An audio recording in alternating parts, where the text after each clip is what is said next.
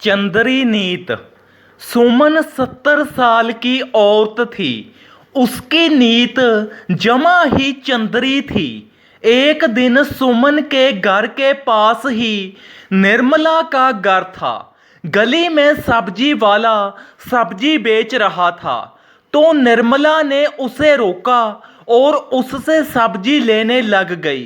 तो वह अभी सब्जी खरीदने ही लगी थी कि सुमन बुढ़िया निकल आई और निर्मला से बोलने लगी कि इतनी महंगी है सब्जी, तुम तो भी खरीद रही हो।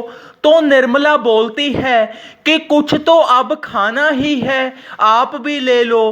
तो उसने लेनी क्या थी। जब तक निर्मला सब्जी खरीदकर अपने घर में ना बढ़ गई, तब तक वह वहां पर ही खड़ी रही और उसने जो जो भी खरीदा उसने सभी ही देख लिया और अपनी चंद्री नीत बीच में छोड़ दी। और फिर सब्जी वाले भाई के पास आकर जागने लग गई। भाई पूछने लग गया कि आपने क्या लेना है। तो वो सभी ही सब्जी में अपनी नीत डालने लग गई और उससे रेट पूछने लग गई कि ये कितने रुपए किलो है। तो जब भाई बताता है तो उसकी जान निकलती जा रही होती है। वो सभी ही भाई की सब्जियों को छू लेती है, खरीदती कोई भी नहीं है।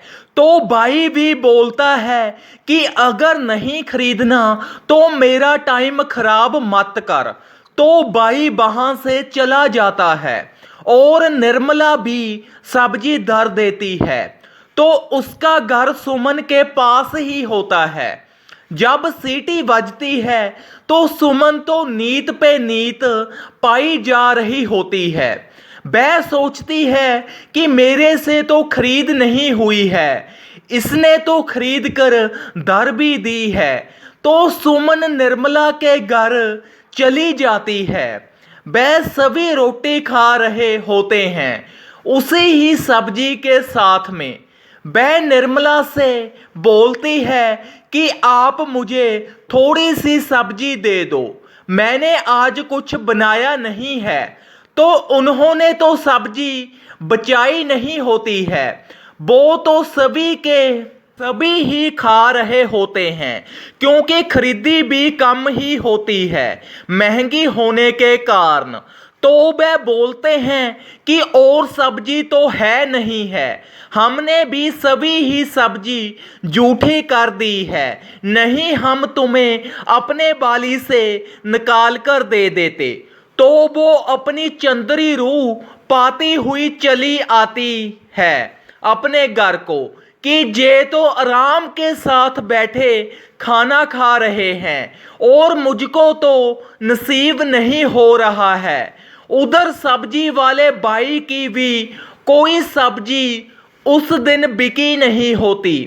वह भी उसको खूब गालियां निकाल रहा होता है मन ही मन। तो रात हो जाती है, वह सो जाते हैं और दूसरे ही दिन जब वह उठते हैं तो सभी ही बीमार हो जाते हैं। वह मरकर ही मसा ही बचते हैं और उनको भी पता चल जाता है कि जे उसकी ही चंद्री नीत लगी है। तो वो उसके घर उनकी खबर लेने जाती है और वो उसको दरवाजा खोलते ही नहीं है और वो थक हार कर अपने घर वापस आ जाती है। इस कहानी से हमें ये शिक्षा मिलती है कि चंद्री रूह वाला इंसान दूसरे को भी डोब लेता है। जैसे कि इस कहानी की चंद्री रूह बुढ़िया ने हंसते खेलते परिवार को ऐसी नीत पाई कि वो बेचारे मसा ही बचे, चंद्रे लोगों से बचें जे हर एक गांव शहर में भी हैं। इनसे बचें और अच्छा जीवन जिए। धन्यवाद। इस कहानी को ज़्यादा से ज़्यादा शेयर करें। अगर आप चैनल पर नए हो तो चैनल को सब्सक्राइब जरूर करें। सब्सक्राइब के साथ बेल आइकन भी प्रेस करें और कहानी को ज़्यादा से ज़्यादा शेयर करें। अगर कहानी पसंद आए तो एक प्यारा सा लाइक जरूर करें और कहानी को ज़्यादा से ज़्यादा शेयर करें। धन्यवाद।